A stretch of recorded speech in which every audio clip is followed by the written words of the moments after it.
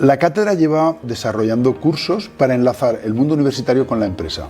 La cátedra está formada por 50 empresarios que lo que hacen es patrocinar y dedicar recursos y tiempo para ir conectando el mundo universitario con la empresa. En esos cursos lo que hemos tratado de hacer es que a universitarios que les apetecía acercarse al mundo de la empresa o les apetecía entender cómo emprender o cómo llevar a cabo un proyecto, pues en los cursos que dábamos, ido acompañándoles cada vez con más formación, con más apoyo para que desarrollen sus proyectos. Yo personalmente estaba dándole vueltas a cómo transmitir la pasión, las habilidades, la tenacidad, lo que se requiere para llevar a cabo tu proyecto.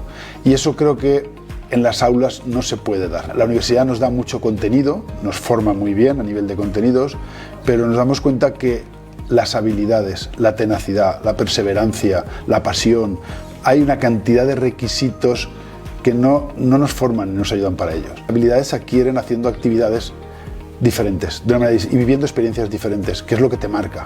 Y creamos un final de curso que fuera un campus experience, donde fuéramos a trasladarles en un entorno fuera de su entorno habitual, un marco diferente, donde las personas estamos más receptivas, más preparadas para la sorpresa, para ver qué va a pasar. En ese contexto, conviviéramos con ellos algunos empresarios simultaneando experiencias con clases. Pongo clases entre comillas porque no son clases al uso. Y así nace el Campus Experience.